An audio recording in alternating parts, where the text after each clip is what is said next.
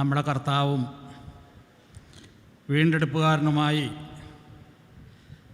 ഏകദൈവത്തിൻ്റെ സകല മഹത്വവും ആരാധനയും സ്തുതിസ്തോത്രങ്ങളും അർപ്പിക്കുകയാണ്. കർത്താവിൽ പ്രിയമുള്ള സഹോദരി സഹോദരന്മാരെ, നിങ്ങൾക്കെല്ലാവർക്കും ക്രിസ്തുയേശുവിൽ സ്നേഹവന്ദനം അറിയിക്കുന്നു.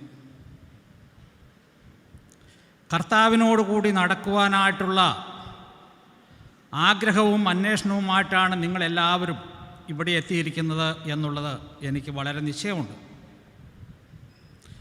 വളരെ നാളുകളായിട്ട് നമ്മൾ പ്രാർത്ഥിക്കുകയും ആഗ്രഹിക്കുകയും അന്വേഷിക്കുകയും ചെയ്തിരുന്ന പ്രിയപ്പെട്ട ക്യാമ്പിൻ്റെ വിശേഷപ്പെട്ട ആ അവസരത്തിലേക്ക് നമ്മൾ കടന്നു വന്നിരിക്കുകയാണ്.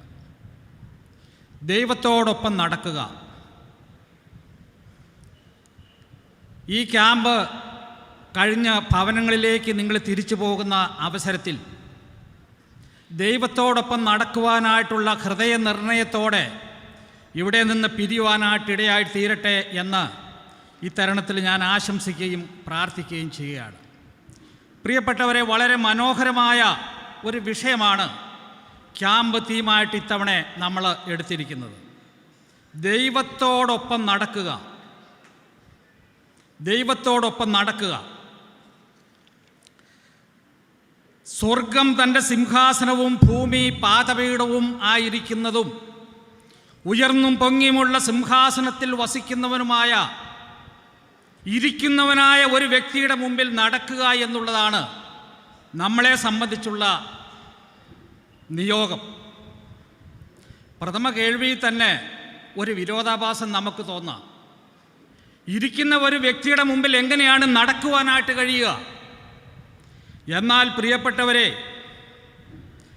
ഈ പ്രപഞ്ചം മുഴുവനും നിറഞ്ഞു നിൽക്കുന്ന സർവസാന്നിധ്യമുള്ള ഒരു വ്യക്തിയാണ് നമ്മുടെ ദൈവം എന്നുള്ള യാഥാർത്ഥ്യം മനസ്സിലാക്കിയാൽ നമ്മുടെ ആ ചിന്താക്കുഴപ്പം പരിഹരിക്കപ്പെടുന്നതാണ്. വാസ്തവത്തിൽ തന്നോടുകൂടെ നടക്കുവാനും ഒടുവിൽ തന്നോടുകൂടെ ഇരിക്കുവാനും വേണ്ടിയാണ് ദൈവം മനുഷ്യനെ സൃഷ്ടിച്ചിരുന്നത് എന്ന് വിശുദ്ധ വേദപുസ്തകം പഠിക്കുമ്പോൾ നമുക്ക് മനസ്സിലാക്കുവാനായിട്ട് കഴിയുന്നതാണ്. ഏദൻ തോട്ടത്തിലേക്ക് നാം ഒന്ന് ശ്രദ്ധിച്ചു നോക്കുക. മനുഷ്യനോടുകൂടെ നടക്കുന്ന ദൈവത്തെയും ദൈവത്തോടുകൂടെ നടക്കുന്ന മനുഷ്യനെയും നമുക്ക് അവിടെ കാണുവാനായിട്ട് സാധിക്കുന്നുണ്ട്. ഉൽപ്പത്തി പുസ്തകം 3-ാം അധ്യായത്തിൻ്റെ 8-ാം വാക്യത്തിൽ നമുക്കത് ശ്രദ്ധിക്കുവാനായിട്ട് കഴിയുന്നതാണ്. ദൈവത്തോടുകൂടെ നടക്കുന്ന മനുഷ്യനെ ആയിരുന്നു ദൈവം വിഭാവന ചെയ്തിരുന്നത്. എന്നാൽ സങ്കടകരം എന്ന് പറയട്ടെ, പാപം ലോകത്തിൽ പ്രവേശിച്ചതോടുകൂടി ദൈവം വെച്ചിരുന്നതായിട്ടുള്ള ഈ ക്രമീകരണത്തിന് ഒരു താളപ്പിഴ ഉണ്ടായി. എങ്കിലും ദൈവത്തിൻ്റെ സ്ഥിരമായ നിർണയങ്ങൾക്ക് മാറ്റമില്ല എന്നുള്ളത് നമ്മൾ ഓർക്കേണ്ടതാണ്. നമുക്കറിയാം, നമ്മുടെ ദൈവം സൃഷ്ടാവായിട്ടുള്ള ദൈവമാണ്. സകല മൃഗങ്ങളുടെയും പക്ഷികളുടെയും സകല ഇഴജന്തുക്കളുടെയും നാൽക്കാലികളുടെയും എല്ലാം സൃഷ്ടാവായിട്ടുള്ള ദൈവമാണ്. സൃഷ്ടികളിൽ മനുഷ്യരെക്കാൾ ബലശാലികളായിട്ടുള്ള ആനകൾ, സിംഹങ്ങൾ, കടുവകൾ, കണ്ടാമൃഗങ്ങൾ, കാട്ടുപോത്തുകൾ, ഇങ്ങനെ പലതും ഉണ്ട് എന്ന് നമുക്കറിയാം. എന്നാൽ പ്രിയപ്പെട്ടവരെ, അവയിൽ ഒന്നിനോട് പോലും തൻ്റെ മുമ്പാകെ നടക്കുവാൻ ദൈവം കൽപ്പിച്ചിട്ടില്ല. ഈ ബലശാലികളായ മൃഗങ്ങളിൽ ഒന്നിനോടും തന്നോട് കൂടെ നടക്കുവാനായിട്ട് ദൈവം കൽപ്പിച്ചിട്ടില്ല. പക്ഷേ തൻ്റെ സാദൃശ്യത്തിലും സ്വരൂപത്തിലും താൻ സൃഷ്ടിച്ചിരിക്കുന്ന മനുഷ്യനോട് ദൈവം കൽപ്പിച്ചിരിക്കുന്നു, തൻ്റെ മുമ്പാകെ നടക്കുക. ആത്മാവായ ദൈവത്തിൻ്റെ മുന്നിൽ ആത്മാവുള്ള മനുഷ്യൻ നടക്കണം. അത് ദൈവം മനുഷ്യന് വെച്ചിരിക്കുന്ന നിയോഗമാണ്. ദൈവത്തോടൊപ്പം നടക്കുക എന്ന് വെച്ചാൽ ദൈവിക കൂട്ടായ്മയിൽ ജീവിക്കുക എന്നാണ് അർത്ഥം. ഞാൻ ഈ പറയുന്നതിന് നിങ്ങൾ അടിവരയിടണം. ദൈവത്തോടൊപ്പം നടക്കുക എന്ന് വെച്ചാൽ മനുഷ്യൻ ദൈവിക കൂട്ടായ്മയിൽ ജീവിക്കുക എന്നാണ്. മനുഷ്യൻ ദൈവത്തോടുള്ള കൂട്ടായ്മയിൽ ജീവിക്കണം. സൃഷ്ടിയുടെ ആരംഭത്തിൽ തന്നോടൊപ്പം നടക്കുവാൻ ഈ ആദാമിനും ഹവ്വായ്ക്കും പ്രത്യേക കൽപ്പനകളൊന്നും ആവശ്യമായിരുന്നില്ല. കാരണം ദൈവത്തോടൊപ്പം നടക്കുവാനുള്ള ആന്തരിക പ്രചോദനം അവരിൽ തന്നെ നിക്ഷിപ്തമായിരുന്നു എന്നുള്ളതാണ്. തങ്ങൾക്ക് ചേർന്ന് നടക്കാൻ മറ്റൊരു ദുസ്വാധീനവും അതുവരെ ലോകത്തിൽ ഉണ്ടായിരുന്നതും ഇല്ല. എന്നാൽ ഇന്ന് ഒരാൾക്ക് ദൈവത്തോട് ചേർന്ന് നടക്കണമെങ്കിൽ കൽപ്പനയും കൽപ്പനയ്ക്ക് മേൽ കൽപ്പനകളും ആവശ്യമായിട്ടുണ്ട് എന്നുള്ളതാണ്. കാരണം പാപം അതിൻ്റെ ഭീമാകാരം പൂണ്ടിരിക്കുന്ന ഒരു ലോകത്തിലാണ് എൻ്റെ പ്രിയപ്പെട്ടവരെ ഞാനും നിങ്ങളും ജീവിക്കുന്നത്. റോമാലേഖനം 3-ാം അധ്യായത്തിൻ്റെ 23-ാമത്തെ വാക്യം നമുക്ക് സുപരിചിതം. ഒരു വ്യത്യാസവുമില്ല, എല്ലാവരും പാപം ചെയ്ത് ദൈവ തേജസ് ഇല്ലാത്തവരായിട്ട് തീർന്നു. ലോകത്തിലെ ബഹുഭൂരിപക്ഷം ജനങ്ങളും ഇന്ന് ലോകത്തിൻ്റെ വഴികളിൽ നടക്കുന്നവരും സാത്താനോടൊന്നിച്ച് രമിക്കുന്നവരുമാണ്. എന്നാൽ ദൈവത്തോടൊപ്പം നടക്കുവാൻ ദൈവം മനുഷ്യനോട് കൽപ്പിച്ചിരിക്കുന്നു. എൻ്റെ പ്രിയപ്പെട്ടവരെ, ഇത് സാധിക്കുവാൻ വീണ്ടും ജനനത്തിലൂടെ മാത്രമേ മനുഷ്യർക്ക് കഴിയുകയുള്ളൂ. വീണ്ടും ജനനത്തിലൂടെ മാത്രം അത് മാത്രമേ നമുക്കതിനുള്ള യോഗ്യത സിദ്ധിക്കുന്നുള്ളൂ എന്നുള്ളത് പ്രത്യേകം നമ്മൾ ഓർക്കണം. ഇന്ന് നമുക്കുള്ള നിയോഗം ദൈവത്തോടൊപ്പം നടക്കുക എന്നുള്ളതാണ്. നമ്മുടെ വീണ്ടും ജനനമാണ് നമുക്ക് അതിനുള്ള അടിസ്ഥാന യോഗ്യത എന്ന് പറയുന്നത്. ദൈവത്തോടൊപ്പം ഒരാൾ നടക്കാൻ തുടങ്ങുമ്പോൾ ദൈവം ആരാണെന്നുള്ള തിരിച്ചറിവിലും താൻ എത്തിച്ചേർന്നിരിക്കും. ദൈവം ആരാണ് എന്ന് തിരിച്ചറിയാത്ത ഒരുവനും ദൈവത്തോടൊപ്പം നടക്കുവാനായിട്ട് കഴിയുന്നതല്ല. വിശുദ്ധ ബൈബിൾ വെളിപ്പെടുത്തുന്ന ദൈവം സകലത്തിൻ്റെയും സൃഷ്ടാവായ ദൈവമാണ്. സർവശക്തനും സർവജ്ഞാനിയുമായിട്ടുള്ള ദൈവമാണ്. സർവസാന്നിധ്യമുള്ളവനും സകലത്തെയും തൻ്റെ തൃക്കരങ്ങളിൽ വഹിക്കുന്നവനുമായിട്ടുള്ള ദൈവമാണ്. പാപത്തെ വെറുക്കുന്നവനും ദോഷം കണ്ടുകൂടാതെ വണ്ണം നിർമ്മല ദൃഷ്ടിയും ഉള്ളവനായിട്ടുള്ള ദൈവമാണ്. സർവോപരി എൻ്റെ പ്രിയപ്പെട്ടവരെ പരിശുദ്ധനും പരിപാവനനുമായിട്ടുള്ള ദൈവമാണ്. എൻ്റെ പ്രിയപ്പെട്ട സഹോദരി സഹോദരന്മാരെ, ഈ ദൈവത്തോടൊപ്പം അവനുമായിട്ടുള്ള കൂട്ടായ്മയിലത്രേ നാം ജീവിക്കേണ്ടത്. ഈ ദൈവത്തിൻ്റെ മുമ്പാകെയാണ് നാം നടക്കേണ്ടത്. ഞാൻ ആദ്യം പറഞ്ഞതുപോലെ ഇതൊരു ഭാഗ്യമാണ്, ഇതൊരു പദവിയാണ്. ഇത് മനുഷ്യർക്ക് മാത്രം ഈ ലോകത്തിൽ ദൈവം വച്ചിരിക്കുന്നതാണ്. ആനയ്ക്കും കുതിരയ്ക്കും കാട്ടുപോത്തിനും കണ്ടാമൃഗത്തിനും ദൈവം അനുവദിക്കാത്ത ഒന്നാണ്. തൻ്റെ സാദൃശ്യത്തിൽ സ്വരൂപത്തിൽ സൃഷ്ടിക്കപ്പെട്ട നമുക്ക് മാത്രം വീണ്ടും ജനനത്തിലൂടെ മാത്രം ഈ അനുഭവത്തിലേക്ക്, ഈ പദവിയിലേക്ക് പ്രവേശിക്കുവാൻ ദൈവം അനുവദിച്ചിരിക്കുകയാണ്. ഈ പദവി നമുക്ക് നൽകിയ ദൈവത്തെ നമുക്ക് സ്തുതിക്കാം. രണ്ടാമതായിട്ട് നമുക്ക് നോക്കാം ദൈവത്തോടൊപ്പം നടക്കുന്നതിൻ്റെ പ്രാധാന്യം.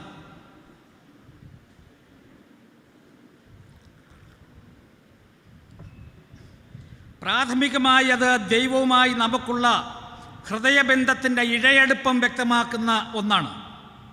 നമുക്ക് ആത്മബന്ധമില്ലാത്ത ഒരാളുമായിട്ട് നമുക്ക് സഹവസിക്കാനായിട്ട് സാധിക്കയില്ല എന്ന് നമുക്കറിയാം. നാം ദൈവത്തോടുകൂടി അവൻ്റെ നിഴൽ പറ്റി ജീവിക്കുമ്പോൾ അവനിലുള്ള വിശ്വാസവും ആശ്രയവുമാണ് വ്യക്തമാകുന്നത്. സങ്കീർത്തനം 42:1 നാം ഇങ്ങനെ വായിക്കുന്നു: മാൻ നീർത്തോടുകളിലേക്ക് ചെല്ലുവാൻ കാംക്ഷിക്കുന്നത് പോലെ ദൈവമേ, എൻ്റെ ആത്മാവ് നിന്നോട് ചേരുവാൻ കാംക്ഷിക്കുന്നു. മറ്റെങ്ങും ലഭിക്കാത്ത നിർവൃതിയും സായുവും ഒരു ഭക്തന് ദൈവസന്നിധിയിൽ ലഭ്യമാണ്. എൻ്റെ പ്രിയപ്പെട്ടവരെ, അവൻ കർത്താവിൻ്റെ സന്നിധിയിലേക്ക് ചെല്ലുമ്പോൾ പലസ്തീൻ മരുഭൂമിയിലെ പേടമാൻ നീർപ്പോട് കണ്ടെത്തിയ പ്രതീതിയാണ്. അതേ അനുഭവമാണ്. ദാഹിച്ചു വരേണ്ട അവൻ്റെ ആത്മാവിനെ അത് തെളിനീര് കൊണ്ട് തൃപ്തിപ്പെടുത്തുന്നു. മനസ്സിലും ആത്മാവിലും ശാന്തിയും സമാധാനവും സ്വസ്ഥതയും കുളിർമയും നൽകി ആശ്വസിപ്പിക്കുന്നു. ഈ ലോകമാകുന്ന മരുഭൂമിയിൽ പ്രിയപ്പെട്ടവരെ, ദാഹാർത്തനായി ഉഴന്നു നടക്കുന്ന മനുഷ്യന് യഥാർത്ഥ അനുഗ്രഹങ്ങളുടെ നിക്ഷേപമുള്ള ദൈവത്തിൻ്റെ സന്നിധി പോലെ അഭികാമ്യമായിട്ട് മറ്റെന്താണുള്ളത്? മറ്റെവിടമാണുള്ളത്? ഇല്ലെന്ന് നമുക്കറിയാം. നമുക്ക് പ്രിയപ്പെട്ടവരെ ദൈവത്തോടു കൂടെ നടക്കുന്നതിൻ്റെ പ്രാധാന്യങ്ങൾ ചിലത് പരിശോധിക്കാം. നിഷ്കളങ്ക ജീവിതത്തിന് ദൈവത്തോടൊപ്പം നടക്കേണ്ടത് ആവശ്യം. ഉൽപ്പത്തി പുസ്തകം 17:1. നിഷ്കളങ്ക ജീവിതത്തിന് ദൈവത്തോടൊപ്പം നടക്കേണ്ടത് ആവശ്യം. ഇവിടെ ദൈവം അബ്രഹാമിനോട് കൽപ്പിക്കുന്നതാണ്, നീ എൻ്റെ മുമ്പാകെ നടന്ന് നിഷ്കളങ്കൻ ആയിരിക്കാം. ദൈവം ഈ കൽപ്പന അവന് നൽകും മുമ്പ് അബ്രഹാം വിശ്വാസത്താൽ നീതീകരിക്കപ്പെട്ടവനാണ് എന്ന് നമ്മൾ ഓർത്തിരിക്കണം.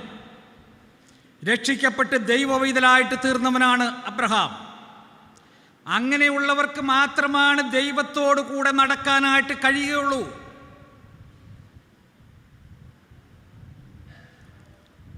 നിഷ്കളങ്ക ജീവിതം എനിക്കും നിങ്ങൾക്ക് നയിക്കണമെങ്കിൽ നാം ദൈവത്തിൻ്റെ മുമ്പാകെ നടക്കണം, ദൈവത്തോടൊപ്പം നടക്കണം.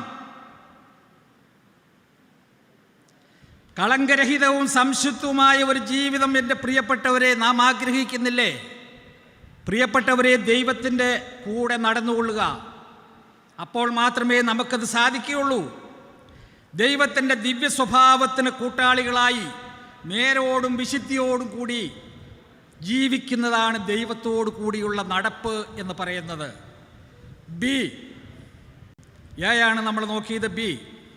പിശാചിനെ ഓടിച്ചകറ്റാൻ ദൈവത്തോടു കൂടെ നടക്കണം. യാക്കോബിൻ്റെ ലേഖനം 4-ാം അധ്യായത്തിൻ്റെ 7-8 വാക്യങ്ങൾ അവിടെ ഇങ്ങനെയാണ് പറയുന്നത്, ദൈവത്തിന് കീഴടങ്ങുവിൻ, പിശാചിനോട് എതിർത്ത് നിൽപ്പി. ദൈവത്തോട് അടുത്ത് ചെല്ലുവിൻ, എന്നാൽ സാത്താൻ നിങ്ങളെ വിട്ട് ഓടിപ്പോകും. യാക്കോബ് ശ്ലീഹ ഈ വേദഭാഗത്ത് പറയുന്ന ആശയം അതാണ്. ദൈവത്തോട് ഒന്നിച്ചുള്ള ജീവിതം നമുക്ക് സുരക്ഷിതത്വം നൽകുന്ന ജീവിതമാണ്. പൈശാചിക ശക്തികളെ ജയിക്കാൻ നമ്മളെ സഹായിക്കുന്ന ജീവിതമാണ് ദൈവത്തോടൊത്തുള്ള ജീവിതം. അപ്പോൾ ദൈവത്തോടൊത്തുള്ള ജീവിതം ശത്രുക്കളിൽ നിന്ന് അകന്നുള്ള ജീവിതമാണ് എന്ന് നമുക്ക് ഇവിടെ മനസ്സിലാക്കാനായിട്ട് സാധിക്കും. നമ്മുടെ ആത്മാക്കളുടെ ശത്രുക്കളായ പൈശാചിക സേനകളാൽ നിബിഡമായ ഒരു ലോകത്തിലാണ് പ്രിയപ്പെട്ടവരെ ഞാനും നിങ്ങളും ജീവിക്കുന്നത്. ഈ ലോകം സാത്താൻ ഭരിക്കുന്നു. എന്നാൽ ദൈവത്തോടടുത്ത് ചെന്ന് അവൻ്റെ വിശുദ്ധിയിൽ ജീവിക്കാൻ ഇഷ്ടപ്പെടുന്നവനെ വീഴ്ത്താൻ അന്ധകാര ശക്തികൾക്ക് ഒരിക്കലും കഴിയുന്നതല്ല. ദൈവത്തോടടുത്ത് ചെല്ലുന്നവനെ വിട്ട് പിശാച് ഓടിപ്പോകുന്നു.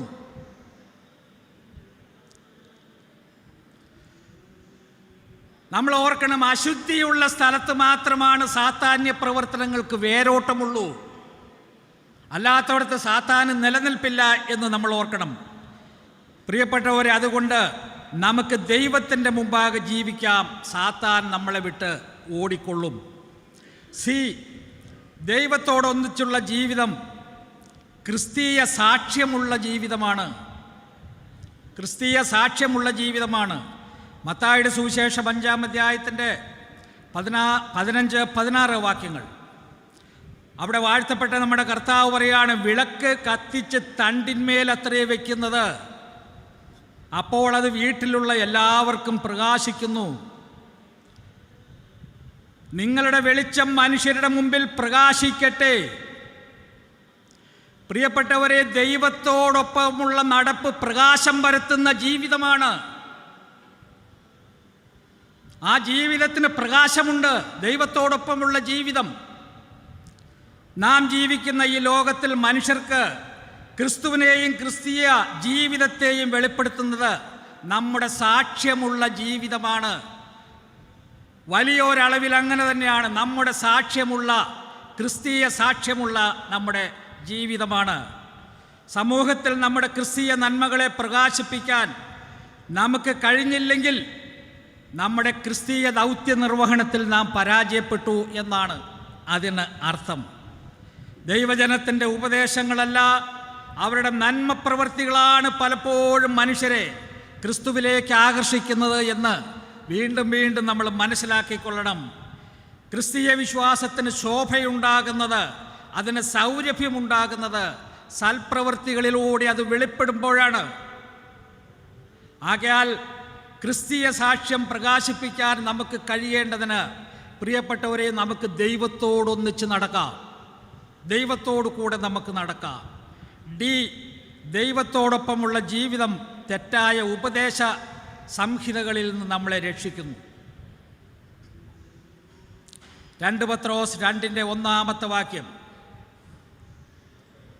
അവിടെ ഇങ്ങനെയാണ് പറയുന്നത്: എന്നാൽ കള്ളപ്രവാചകന്മാരും ജനത്തിനിടയിൽ ഉണ്ടായിരുന്നു, അങ്ങനെ നിങ്ങളുടെ ഇടയിലും ദുരുപദേഷ്ടാക്കന്മാരുണ്ടാകും. അപ്പസ്തോലനായ പത്രോസ് ദൈവസഭകൾക്ക് നൽകിയിരിക്കുന്ന മുന്നറിയിപ്പാണിത്. ഇന്നത്തെ ക്രൈസ്തവ ലോകത്ത് ഇത്തരക്കാരുടെ ബാഹുല്യവും വിളയാട്ടവും സുബോധമുള്ള ഏതോ ഒരു ക്രിസ്ത്യാനിക്കും മനസ്സിലാക്കുവാൻ, കാണുവാനായിട്ട് കഴിയുന്നതാണ്. ദുരുപദേഷ്ടാക്കന്മാർ, കള്ളപ്രവാചകന്മാർ, ഇത്തരക്കാരുടെ ആധിക്യം വളരെയുള്ള ഒരു ലോകത്തിലാണ് നമ്മൾ ജീവിക്കുന്നത്.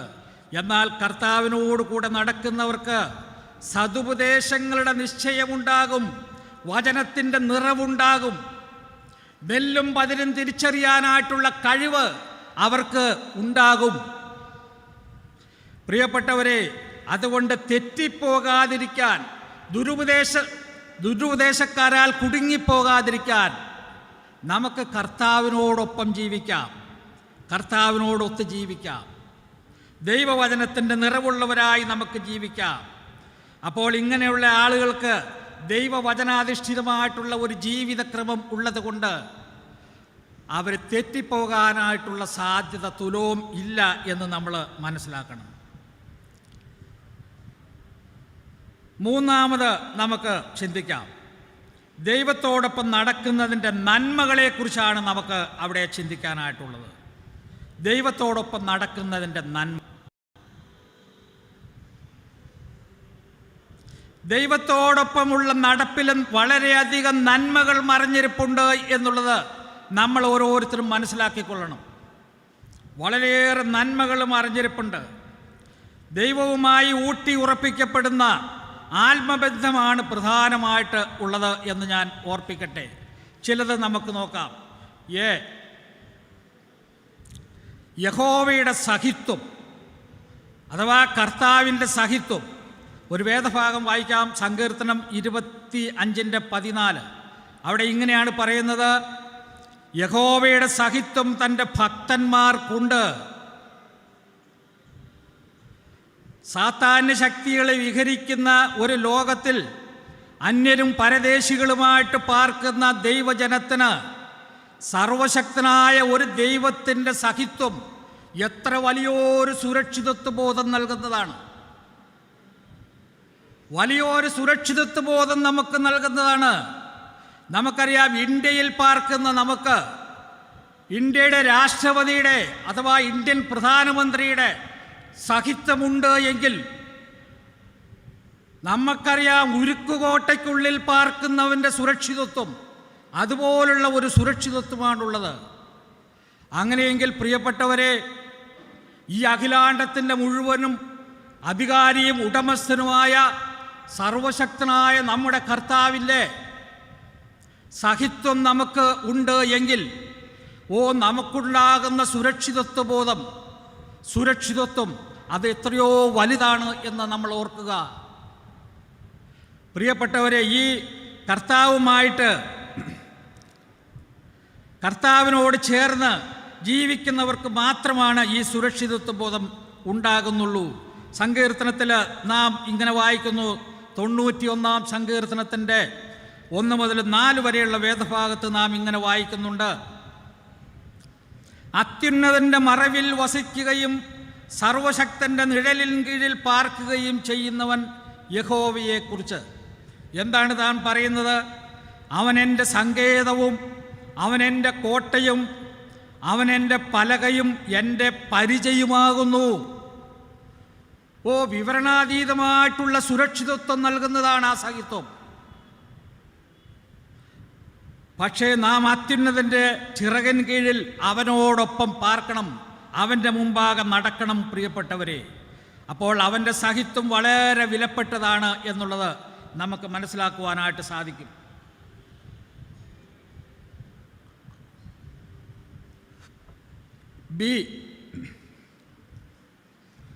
മൂന്നാമത്തെ പോയിന്റിൽ ബി ആണ് നമ്മൾ ചിന്തിക്കുന്നത്.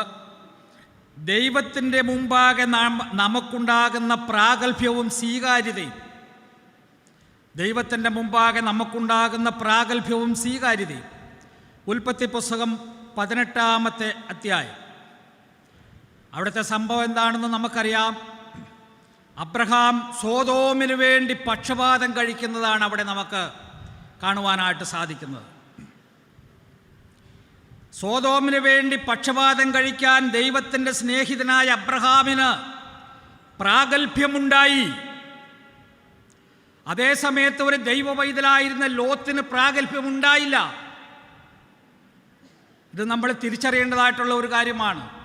ലോത്തിന് പ്രാഗൽഭ്യമുണ്ടായില്ല. തന്നോടൊപ്പം വസിക്കുന്ന അബ്രഹാമിൻ്റെ പ്രാർത്ഥന ദൈവത്തിന് ബഹുസ്വീകാര്യമായി, വളരെ സ്വീകാര്യമായി. പ്രിയപ്പെട്ടവരെ, നശിച്ചു പോകുന്ന ഈ ലോകത്തിന് വേണ്ടി പ്രാർത്ഥിക്കാനും പക്ഷപാതം കഴിക്കാനും ദൈവത്തോടുകൂടെ നടക്കുന്ന വിശുദ്ധന്മാരെ എത്രയധികമായിട്ട് ഇന്ന് ഈ ലോകം ആവശ്യമുണ്ട്.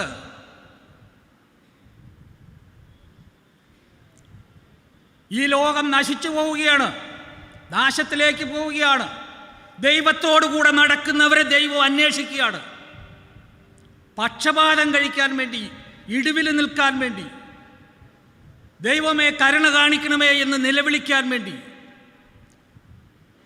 നമ്മളത് ശ്രദ്ധിക്കണം. എൻ്റെ പ്രിയപ്പെട്ടവരെ, ഞാനും നിങ്ങളും ദൈവത്തിൻ്റെ ദൃഷ്ടിക്ക് മുമ്പിൽ ജീവിച്ച് ദൈവത്തിൻ്റെ സ്നേഹിതൻ, ദൈവത്തിൻ്റെ സ്നേഹിത എന്ന പദവി നേടിയെടുത്താൽ മാത്രമേ ഈ നശിച്ചു പോകുന്ന ലോകത്തിനു വേണ്ടി, നശിക്കുന്ന ആത്മാക്കൾക്ക് വേണ്ടി, സാത്താൻ്റെ കിണിയെ കുടുങ്ങിക്കിടക്കുന്നവരെ വിടുവിക്കാൻ വേണ്ടി പക്ഷപാതം കഴിക്കാനായിട്ട് നമുക്ക് സാധിക്കുകയുള്ളൂ. നമുക്കതിന് സാധിക്കട്ടെ. എൻ്റെ പ്രിയപ്പെട്ടവരെ, നമുക്ക് ദൈവത്തിൻ്റെ സ്നേഹിതരാകാം. അവനോടൊപ്പം അവൻ്റെ ദൃഷ്ടിക്ക് മുമ്പിൽ നമുക്ക് ജീവിക്കാം. അല്ലെങ്കിലോ നാം ഈ ലോകത്തിന് കാരമില്ലാത്ത ഉപ്പിൻ്റെ സമമായിട്ട് തീരും, പ്രയോജനമാതെ പോകും. ഒരിക്കൽ വിശ്വാസികളുടെ ഒരു കൂട്ടം ഒരു ഭവനത്തിൽ ഒരു കുഞ്ഞിൻ്റെ ബർത്ത്ഡേ ആഘോഷിക്കാനായിട്ട് ഒത്തുകൂടി. വളരെയധികം വിശ്വാസികളുണ്ട്. എങ്ങും ഉല്ലാസഘോഷങ്ങൾ, ആഹ്ലാദ ആരവങ്ങൾ, അതെല്ലാം അങ്ങ് മൂർധന്യാവസ്ഥയിലെത്തിയിരിക്കുന്ന അർദ്ധരാത്രി സമയത്ത് ബർത്ത്ഡേക്കാരനായിട്ടുള്ള കുഞ്ഞിന് കലശലായിട്ടുള്ള ഒരസുഖം. കുഞ്ഞ് വാകൂട്ടാതെ കരയാനായിട്ട് തുടങ്ങി. കരഞ്ഞ് കരഞ്ഞ് ഒടുവിൽ അതൊരു മോങ്ങൽ പോലെ, അതിൻ്റെ ശാരീരിക ശേഷിയെല്ലാം കുറഞ്ഞു വരുന്നത് പോലെ തോന്നി. നോക്കണം, അവിടെ ആഘോഷിക്കാനായിട്ട് കൂടി വന്ന എല്ലാവരുടെയും മുഖം മങ്ങി. എല്ലാവർക്കും വലിയ പരിഭ്രാന്തി. എന്ത് ചെയ്യണം, എങ്ങോട്ട് പോകണം? നിർഭാഗ്യവശാൽ അന്ന് ഡോക്ടർമാരുടെ പണിമുടക്കിൻ്റെ ഒരു ദിവസമായിപ്പോയി.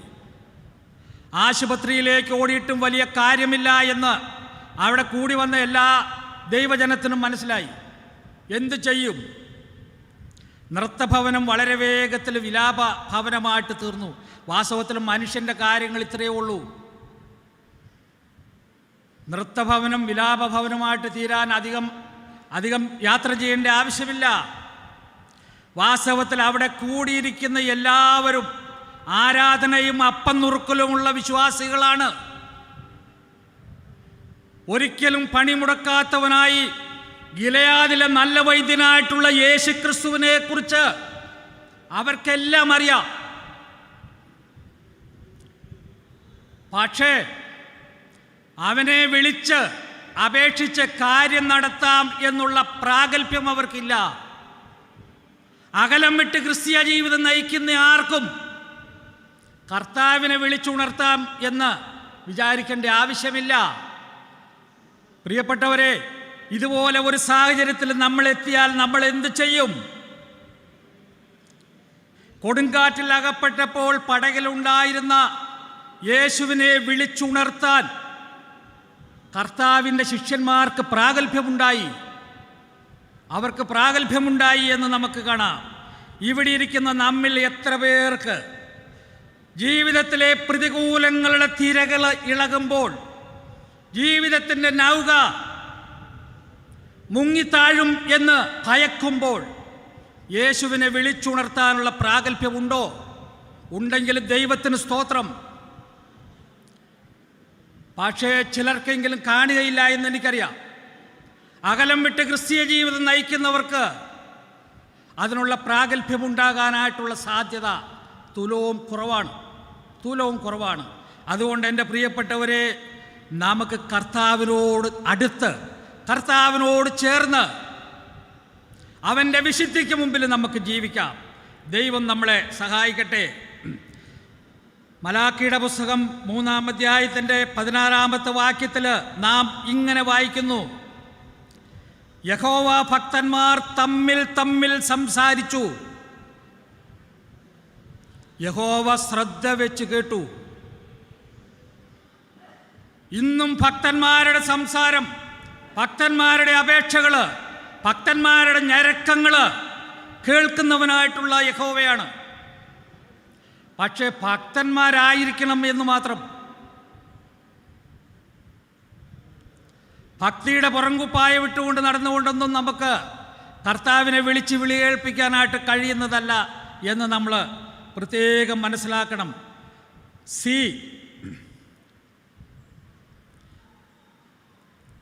നമുക്ക് കർത്താവിനോടടുത്ത് ജീവിച്ചാൽ നമുക്ക് ദൈവശബ്ദം കേൾക്കാനായിട്ട് കഴിയും.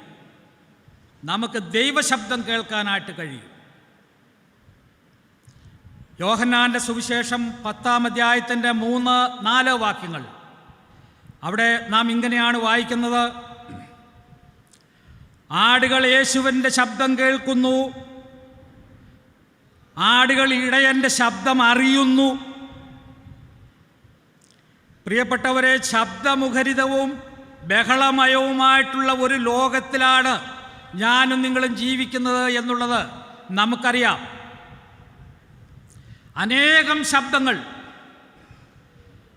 അനേകരുടെ ബഹുവിധമായിട്ടുള്ള ശബ്ദങ്ങൾ, വളരെ ആകർഷണീയത നിറഞ്ഞതായിട്ടുള്ള പല ശബ്ദങ്ങൾ, ഇമ്പകരമായിട്ടുള്ള സംഗീതങ്ങൾ, താളമേളങ്ങൾ, അങ്ങനെ ഈ ലോകം എന്തോ ഒരു ശബ്ദമുഖരിതമായ ഒരു ലോകത്തിലാണ് നമ്മൾ. ഏതാണ് കേൾക്കേണ്ടത്, ഏതിനാണ് ചെവി കൊടുക്കേണ്ടത് എന്ന് ശ്രദ്ധിച്ചില്ലെങ്കിൽ കുഴഞ്ഞു പോകുന്ന അത്ര ബഹളം നിറഞ്ഞ ഒരന്തരീക്ഷത്തിലാണ് നമ്മൾ ജീവിക്കുന്നത്. ഈ ശബ്ദങ്ങൾക്ക് നടുവിൽ ദൈവശബ്ദം കേട്ട് നമ്മൾ തിരിച്ചറിയണമെങ്കിൽ കർത്താവിനോട് ചേർന്ന് നമ്മളൊരു വിശുദ്ധ ജീവിതം നയിക്കണം. കർത്താവിനോട് ചേർന്നൊരു വിശുദ്ധ ജീവിതം നമ്മൾ നയിക്കണം. എങ്കിൽ മാത്രമാണ് നമ്മുടെ കർത്താവിൻ്റെ ശബ്ദം, സ്വരം, ഇടയൻ്റെ സ്വരം നമുക്ക് കേൾക്കാനായിട്ട് നമുക്ക് കഴിയുകയുള്ളൂ എന്ന് നമ്മൾ ഓർക്കണം. അകലം വിട്ട് ക്രിസ്തീയ ജീവിതം നയിക്കുന്ന ആർക്കും ഈ ലോകത്തിൻ്റെ ശബ്ദങ്ങളല്ലാതെ ദൈവശബ്ദം തിരിച്ചറിയാനായിട്ട് കഴിയുന്നതല്ല എന്ന് നമ്മൾ മനസ്സിലാക്കണം. ഈ ക്രിസ്തീയ ജീവിതം എന്ന് പറയുന്നത് നല്ല ഇടയനായിട്ടുള്ള യേശുക്രിസ്തുവിനെ കേട്ടും അനുഗമിച്ചും അനുസരിച്ചും ഉള്ള ജീവിതമാണ് പ്രിയപ്പെട്ടവരെ. ആകയാൽ നമുക്ക് ദൈവശബ്ദം കേൾക്കേണ്ടതിന്, ദൈവശബ്ദം കേട്ട് നേർവഴിയിൽ ചരിക്കേണ്ടതിന്, കർത്താവിനോട് കൂടെ ചരിക്കേണ്ടതിന് നമുക്ക് ഈ ദൈവത്തോടൊപ്പം നടക്കാം, ദൈവത്തോടൊപ്പം സഞ്ചരിക്കാം.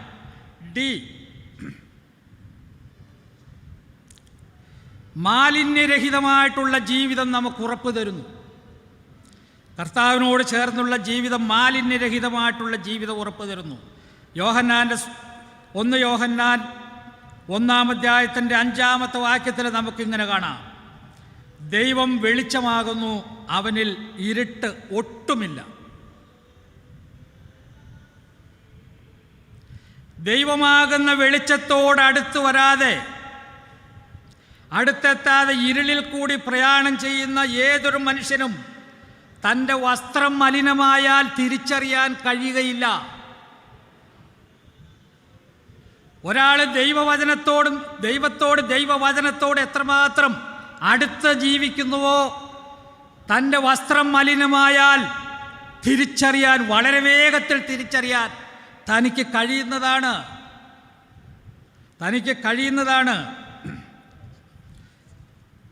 ഈ വെളിച്ചത്തോട് അടുത്ത് വസിക്കുന്നവനോ, എൻ്റെ പ്രിയപ്പെട്ടവരെ, അതിവേഗത്തിൽ ഒരു ചെറിയ പൊട്ടുപോലും തൻ്റെ വസ്ത്രത്തിൽ ഒരു കളങ്കത്തിൻ്റെ പൊട്ടെങ്കിലും പറ്റിയാൽ അതിവേഗത്തിൽ അത് തിരിച്ചറിഞ്ഞ് കർത്താവിനോട് ഏറ്റുപറഞ്ഞ് നിരപ്പാകുവാനായിട്ട് തനിക്ക് കഴിയുന്നതാണ്. തനിക്ക് ശുദ്ധീകരണം പ്രാപിക്കുവാനായിട്ട് കഴിയുന്നതാണ്. ദൈവമാകുന്ന വെളിച്ചത്തെ കാണുന്ന മനുഷ്യന് വാസ്തവത്തിൽ ഒരു സ്വയദർശനം കൂടിയാണ് ഉണ്ടാകുന്നത് എന്ന് ഇവിടെ നമുക്ക് മനസ്സിലാക്കാനായിട്ട് കഴിയുന്നു. ദൈവത്തോടടുത്ത് ജീവിക്കുന്ന മനുഷ്യന് ഒരു സ്വയദർശനം എപ്പോഴും ഉണ്ടായിക്കൊണ്ടിരിക്കും. താൻ ആരാണ് എന്നുള്ള ഒരു കാഴ്ച തനിക്ക് എപ്പോഴും ഉണ്ടാകും എന്ന് നമുക്ക് മനസ്സിലാക്കാം. യെശയ്യാ പ്രവചനം 6-ാം അധ്യായത്തിൻ്റെ 1 മുതൽ 7 വരെയുള്ള വേദഭാഗം നമുക്കേവർക്കും സുപരിചിതമായിട്ടുള്ള വേദഭാഗമാണ്. അവിടെ യെശയ്യാവ് ഉയർന്നും പൊങ്ങിയുമുള്ള സിംഹാസനത്തിൽ വസിക്കുന്ന കർത്താവിനെ കണ്ടു. സാരാഫുകൾ ആരാധിക്കുന്ന ദൈവത്തിൻ്റെ പരിശുദ്ധിയെ തൻ്റെ നഗ്നമായ കണ്ണുകൾ കൊണ്ട് താൻ കണ്ടു. താൻ വളരെ ഭയചകിതനായി തൻ്റെ അരിഷ്ടത തിരിച്ചറിഞ്ഞ് നിലവിളിച്ചു എന്ന് നമുക്ക് കാണുവാനായിട്ട് സാധിക്കും. ഞാൻ നശിച്ചു എന്നവൻ നിലവിളിക്കുന്നത് നമുക്ക് കാണുവാനായിട്ട് സാധിക്കും. അവൻ്റെ ഹൃദയ തകർച്ച കണ്ട് കർത്താവ് യാഗപീഠത്തിലെ കനൽ കൊണ്ട് അവനെ ശുദ്ധീകരിക്കുന്ന ദൃശ്യം നമുക്ക് കാണുവാനായിട്ട് സാധിക്കുന്നുണ്ട്. വാസ്തവത്തിൽ എൻ്റെ പ്രിയപ്പെട്ടവരെ, ദൈവ തേജസ് കാണുന്ന മനുഷ്യൻ, ദൈവത്തോടടുത്ത് ജീവിക്കുന്ന മനുഷ്യൻ സ്വയദർശനമുള്ളവനായിട്ട് തീരുന്നു. തൻ്റെ അരിഷ്ടതയും തൻ്റെ പാപവും തൻ്റെ അശുദ്ധിയുടെ ചെറു കളങ്കങ്ങൾ പോലും തിരിച്ചറിഞ്ഞ് അവനെ തിരുത്തുവാൻ, പാപക്ഷമ പ്രാപിക്കുവാൻ, പുതുക്കം പ്രാപിക്കുവാൻ, വിശുദ്ധിയിൽ നിന്ന് വിശുദ്ധിയിലേക്ക് പ്രയാണം ചെയ്യുവാൻ അവന് കഴിയുന്നു എന്നുള്ളത് എത്ര അനുഗ്രഹകരമായിട്ടുള്ള ഒരു ചിന്തയാണ്. ദൈവം വാസ്തവത്തിൽ യെശയ്യാവിനെ ചെയ്തതുപോലെ നമ്മളെയും ദൈവം തൻ്റെ കൃപ കൊണ്ട് ദൈവം നമ്മളെയും ശുദ്ധീകരിക്കും എന്നുള്ളത് നമുക്കും ദൈവസന്നിധിയിൽ ജീവിക്കാനുള്ള ഒരു പ്രോത്സാഹനം പകരുന്ന കാര്യമാണ്. ആകയാൽ ഉൾക്കണ്ണിൽ അവൻ്റെ തേജസ് കണ്ടുകൊണ്ട് നമുക്കവനോട് കൂടെ ജീവിക്കാം. വെളിപ്പാട് പുസ്തകം 16-ാം അധ്യായത്തിൻ്റെ 15-ാമത്തെ വാക്യം ഇങ്ങനെയാണ് പറയുന്നത്: തൻ്റെ ലജ്ജ കാണുമാറ് നഗ്നനായി നടപ്പാതിരിപ്പാൻ ഉടുപ്പ് സൂക്ഷിച്ചും ജാഗരിച്ചും കൊള്ളുന്ന മനുഷ്യൻ ഭാഗ്യവാൻ.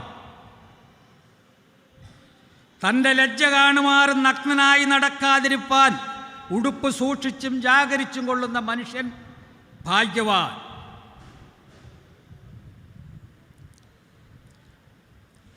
നമുക്ക് അവസാനത്തെ പോയിന്റിലേക്ക് വരാം. എങ്ങനെ നമുക്ക് ദൈവത്തോടു കൂടെ നടക്കാം?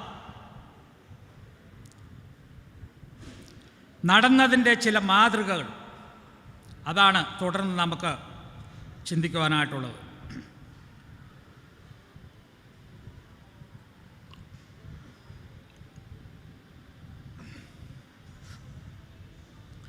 നമുക്കറിയാം, അഖിലാണ്ടത്തിൻ്റെ ഉടയവനായ ദൈവം അങ്ങേതോ വിദൂരതയിൽ മനുഷ്യർക്ക് അപ്രാപ്യനായി കഴിഞ്ഞുകൂടുന്നവനല്ല. അങ്ങനെ ഒരു ദൈവമല്ല നമ്മുടെ ദൈവം. പിന്നെയോ മനുഷ്യനുമായിട്ടുള്ള സഹവാസവും കൂട്ടായ്മയും ഇഷ്ടപ്പെടുന്നവനാണ് ബൈബിള് വെളിപ്പെടുത്തുന്ന ദൈവം. നമ്മളത് പ്രാരംഭത്തിൽ കണ്ടതാണ്. ബൈബിൾ വെളിപ്പെടുത്തുന്ന ദൈവം അങ്ങനെ ഒരു ദൈവമാണ്. ആദാം ഹവ്വാമാർ ദൈവത്തോടു കൂടെ നടന്നു, ദൈവം അവരോട് കൂടെ നടന്നു. പഴയ നിയമ സമാഗമന കൂടാരവും പഴയ നിയമ ദേവാലയവും മനുഷ്യനോടൊന്നിച്ച് കഴിയാനുള്ള ദൈവാഭീഷ്ടത്തിൻ്റെ ബിംബങ്ങളാണ്, വെളിപ്പാടുകളാണ്.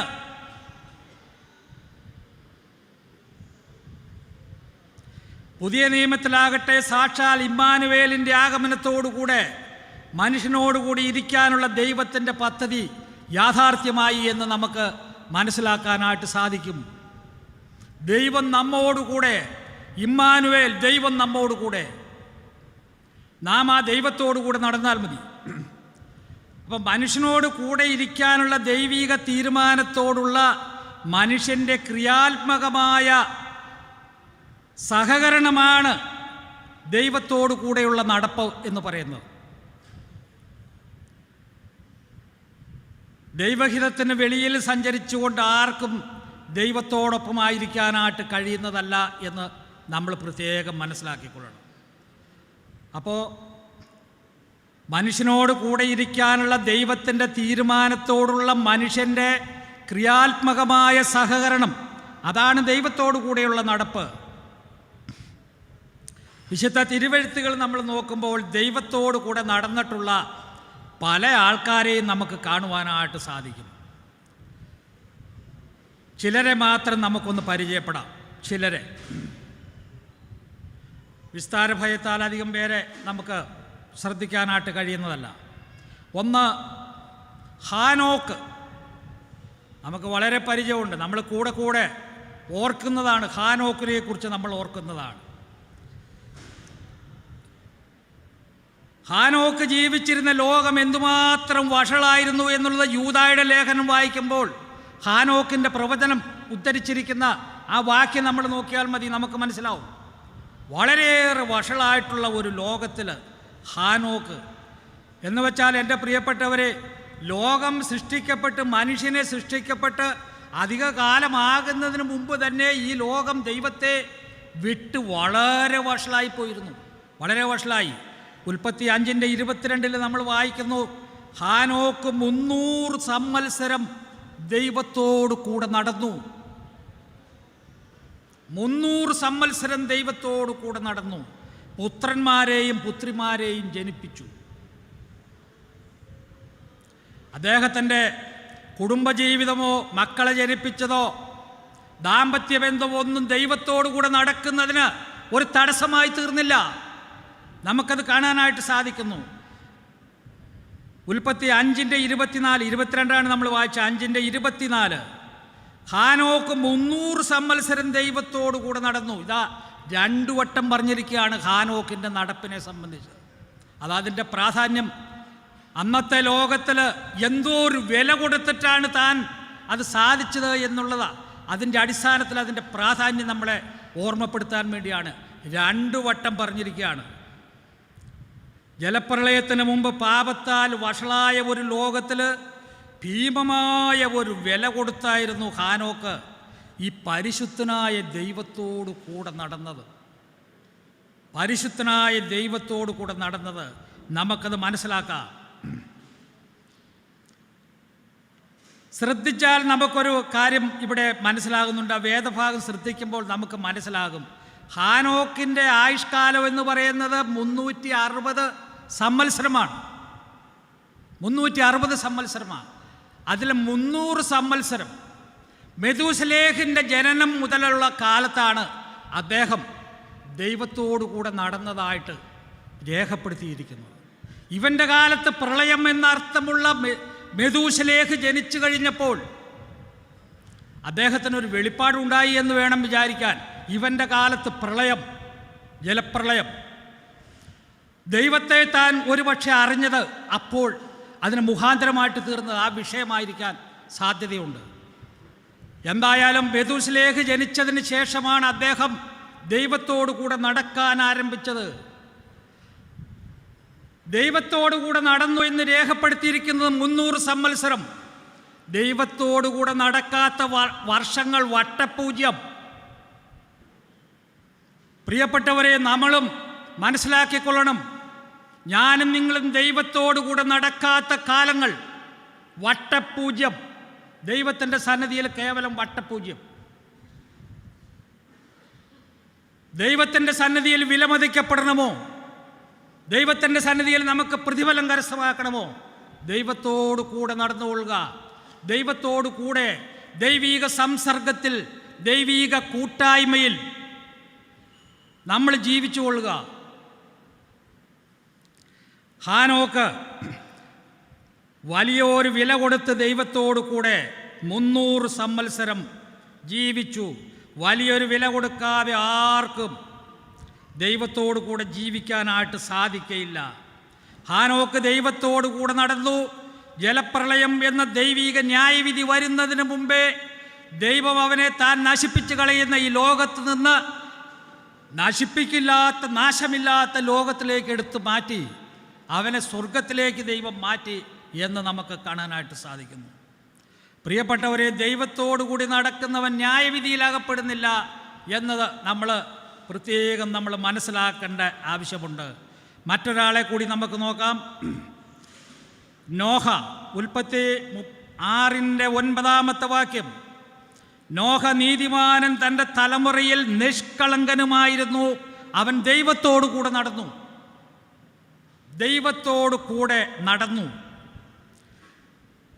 നമ്മൾ ഓർക്കണം, നീതിമാന്മാരുടെ സമൂഹത്തിൽപ്പെട്ട ഒരാൾ ദൈവത്തോടു കൂടെ നടക്കുക എന്ന് പറയുന്നത് ഏറ്റവും ലഘുവായിട്ടുള്ള കാര്യമാണ്.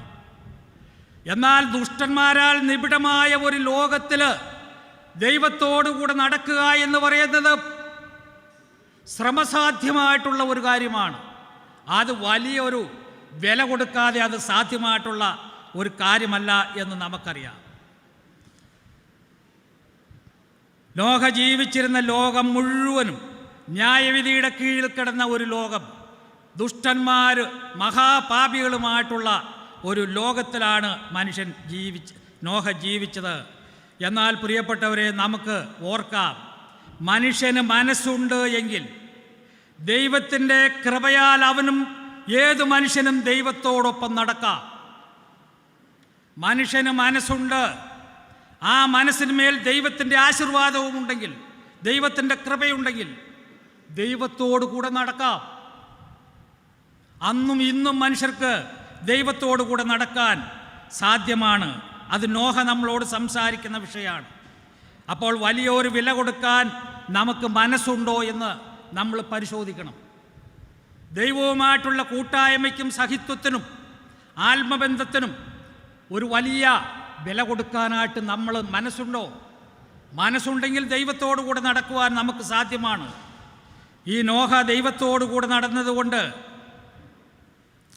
ന്യായവിധിയിൽ നിന്നവൻ വിടുവിക്കപ്പെട്ടു. ദുഷ്ടന്മാരുടെ ന്യായവിധി താൻ കണ്ടു, പക്ഷേ താനോ ന്യായവിധിയിൽ നിന്ന് മറയ്ക്കപ്പെട്ടു എന്ന് നമുക്ക് കാണുവാനായിട്ട് നമുക്ക് സാധിക്കും. പ്രിയപ്പെട്ടവരെ, വരാനിരിക്കുന്ന ന്യായവിധിയുടെ വിപത്തിൽ നിന്ന് മറയ്ക്കപ്പെടുവാൻ നമുക്കും ഈ കർത്താവിനോടൊപ്പം ജീവിക്കാം. അടുത്തയാളെ നമുക്ക് നോക്കാം. അബ്രഹാം, ഉൽപ്പത്തി പുസ്തകം 12-ാം അധ്യായം, അതോടൊപ്പം അപ്പസ്തോല പ്രവൃത്തി 7:2-4 വരെ വാക്യങ്ങൾ. മെസപ്പൊട്ടോമിയയിലെ ഊരിൽ അന്യദൈവങ്ങളെ സേവിച്ചിരുന്ന ഒരു കുടുംബത്തിൽ ജനിച്ചു വളർന്നവനായിരുന്നു അബ്രഹാം എന്ന് നമുക്ക് കാണാം. ജീവനില്ലാത്തതും തേജസ്സില്ലാത്തതുമായിട്ടുള്ള ദൈവങ്ങളെ പരിചയം ഉണ്ടായിരുന്ന ഒരു വ്യക്തിക്ക് ഒരിക്കൽ തേജോമയനായ ദൈവം പ്രത്യക്ഷപ്പെട്ടു. ആ ദൈവമാണ് യഥാർത്ഥ ദൈവമെന്ന് തനിക്ക് മനസ്സിലായി. തേജസ്സുള്ള ദൈവം, വലിയ പ്രഭാവമുള്ള ഒരു ദൈവത്തെ താൻ കാണുവാനായിട്ടും മനസ്സിലാക്കുവാനായിട്ടും ഇടയായി. ആ ദൈവം അവനോട് സംസാരിച്ചു എന്ന് മാത്രമല്ല, ദൈവം അവനെ അവിടുന്ന് പുറപ്പെടുവിക്കുക കൂടി ചെയ്യുകയാണ്. കാണിപ്പാനിരിക്കുന്ന ഒരു ദേശത്തേക്ക് പുറപ്പെടുവാനായിട്ട് ദൈവം അവനോട് ആവശ്യപ്പെട്ടു. ആ ദൈവത്തിലുള്ള വിശ്വാസം മുഖാന്തരം മറ്റൊന്നും ആലോചിക്കാതെ എല്ലാം ഉപേക്ഷിച്ച് അബ്രഹാം അവിടെ നിന്ന് പുറപ്പെട്ടു എന്ന് നമുക്ക് കാണുവാനായിട്ട് സാധിക്കുന്നുണ്ട്. തൻ്റെ ആ വിശ്വാസയാത്രയിൽ പലതരത്തിലുള്ള ചോദ്യങ്ങൾക്ക് യാതൊരു മറുപടിയും പറയാൻ, ദൈവത്തെ ചൂണ്ടിക്കാണിക്കാനല്ലാതെ യാതൊരു മറുപടിയും പറയാനായിട്ട് തനിക്ക് സാധിക്കുമായിരുന്നില്ല. അത്ര പരിമിതമായ വെളിച്ചമേ തനിക്ക് ലഭിച്ചിരുന്നുള്ളൂ എന്ന് നമുക്ക് മനസ്സിലാക്കാനായിട്ട് സാധിക്കുന്നതാണ്. അവൻ്റെ വിശ്വാസയാത്രയെ അനവധി പേര് പരിഹസിച്ചിരിക്കാനായിട്ട് വളരെ സാധ്യതയുണ്ട്. ആ നിലയിൽ താൻ വലിയൊരു വില കൊടുത്താണ് താൻ ദൈവത്തോടൊപ്പം യാത്ര ചെയ്തത് എന്ന് നമുക്ക് മനസ്സിലാക്കാം.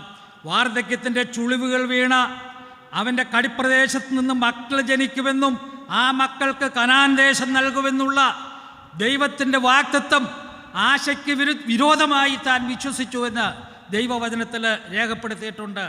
വാഗ്ദത്തങ്ങളിൽ വിശ്വസ്തനായിട്ടുള്ള ദൈവത്തെ നമുക്ക് പിന്നെ കാണാനായിട്ട് സാധിക്കും.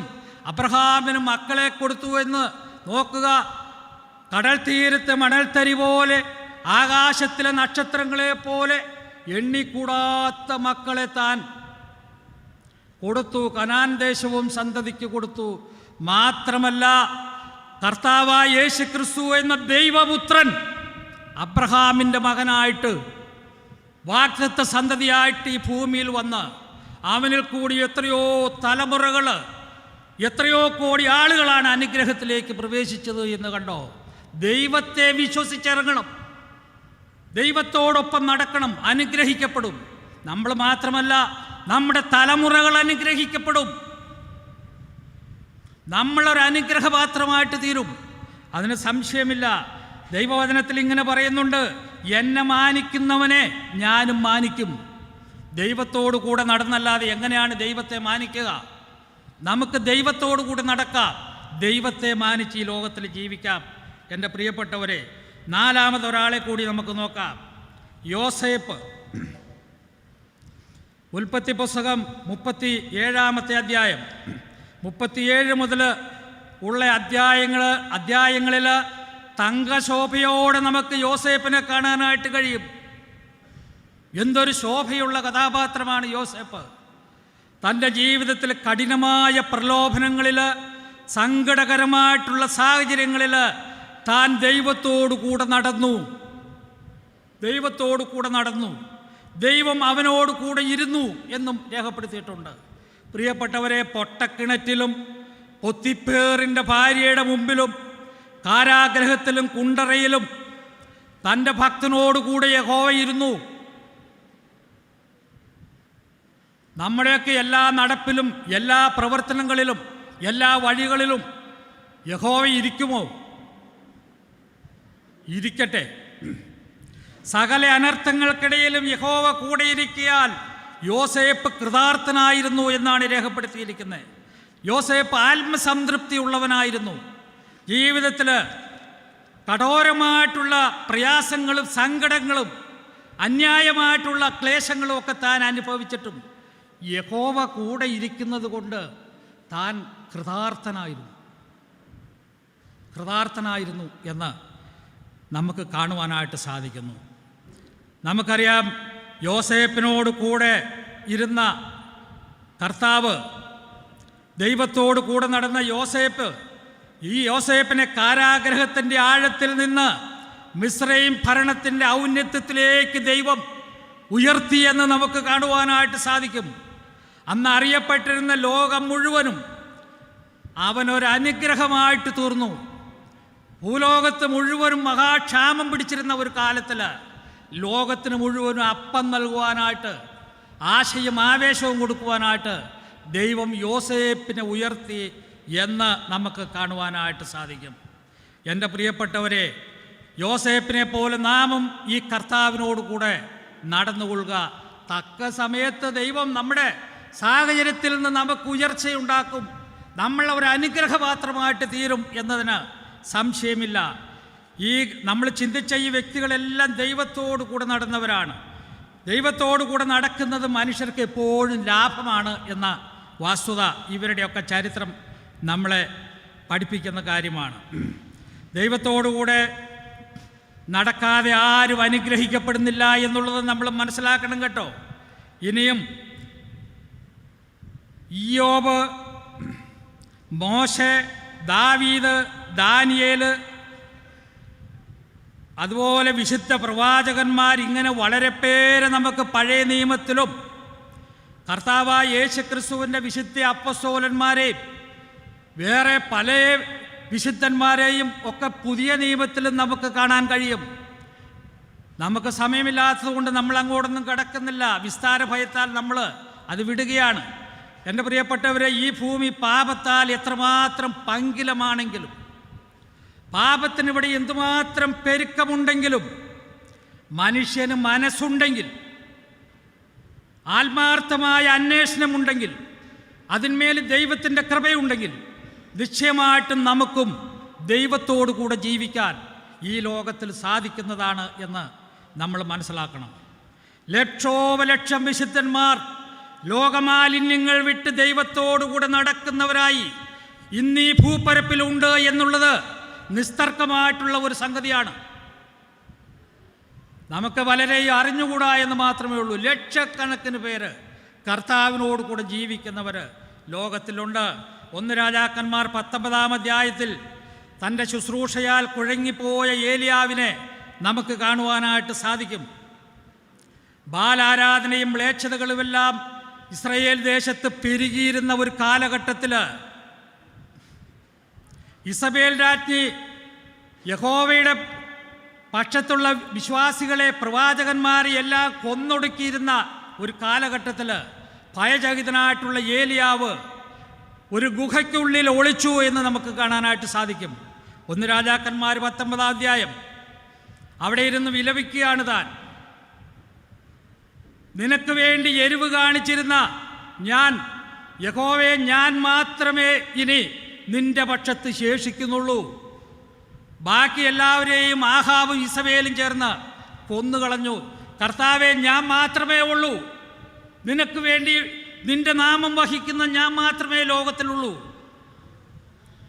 അപ്പോൾ ദൈവം അവനെ ആശ്വസിപ്പിക്കുവാനായിട്ട് പറഞ്ഞു, ബാലിൻ്റെ മുമ്പിൽ മുട്ടുമടക്കാത്തവരും അവനെ ചുംബിക്കാത്തവരുമായി 7000 പേരെ ഞാൻ ഇസ്രയേലിൽ ശേഷിപ്പിച്ചിട്ടുണ്ട്. 7000 പേരെ. പ്രിയപ്പെട്ടവരെ, അത് ദൈവം ശേഷിപ്പിച്ച ഒരു ശേഷിപ്പാണ് എന്ന് നമ്മൾ മനസ്സിലാക്കണം. പ്രിയപ്പെട്ട സഹോദരി സഹോദരന്മാരെ, ഈ കാലഘട്ടത്തിലും ദൈവം ശേഷിപ്പിച്ചിരിക്കുന്ന ഈ വഷളായ സമൂഹത്തിൽ ദൈവം ശേഷിപ്പിച്ചിരിക്കുന്ന ഒരു ശേഷിപ്പുണ്ട്. ഒരു ശേഷിപ്പുണ്ട്. എന്നെ കേൾക്കുന്ന പ്രിയപ്പെട്ടവരെ, നാം ഓരോരുത്തരും ഈ ശേഷിപ്പിനോടൊപ്പം ആയിരിക്കാൻ ദൈവം തമ്പുരാൻ കൃപ നൽകട്ടെ എന്ന് ഞാൻ പ്രാർത്ഥിക്കുകയാണ്. നമ്മൾ പരിതപിച്ചിട്ട് കാര്യമില്ല. ലോകത്തിലെ തിന്മകളും അനർത്ഥങ്ങളും കണ്ട് പരിതപിച്ചിട്ടൊന്നും കാര്യമില്ല. ഈ കർത്താവിനോടുകൂടെ ഇതെല്ലാം കാണുകയും കേൾക്കുകയും ചെയ്യുമ്പോൾ കൂടുതൽ അവനോട് അടുത്തുകൊള്ളുക, അവനോട് ചേർന്ന് അവൻ്റെ വെളിച്ചത്തിൽ, അവൻ്റെ വിശുദ്ധിയിൽ നമ്മളും ജീവിച്ചു കൊള്ളുക. എൻ്റെ പ്രിയപ്പെട്ടവരെ, തീർച്ചയായിട്ടും വലിയൊരു വില കൊടുക്കാൻ അതിന് നമുക്ക് ആവശ്യമുണ്ട്. നല്ല വില കൊടുക്കാതെ മൂല്യമുള്ളത് എന്തെങ്കിലും നമുക്ക് ലഭിക്കുമോ? നല്ല വില കൊടുക്കാതെ മൂല്യമുള്ളതൊന്നും നമുക്ക് ലഭിക്കുകയില്ല. ആകയാൽ നമുക്ക് നിശ്ചയദാർഢ്യവും ദൈവത്തിൻ്റെ കൃപയും ഉള്ളതുകൊണ്ട് പ്രിയപ്പെട്ടവരെ, നമുക്കത് സാധ്യമാണ്. ഈ കേട്ട വചനങ്ങൾ കർത്താവിനോടുകൂടെ നടക്കാനുള്ള പ്രേരക ശക്തിയായിട്ട് തീരട്ടെ എന്നുള്ള പ്രാർത്ഥനയോടുകൂടി ഞാനിവിടെ നിർത്തുകയാണ്. എൻ്റെ പ്രിയപ്പെട്ടവരെ, ദൈവം നമ്മളെ എല്ലാവരെയും അനുഗ്രഹിക്കുമാറാകട്ടെ. ആമേൻ.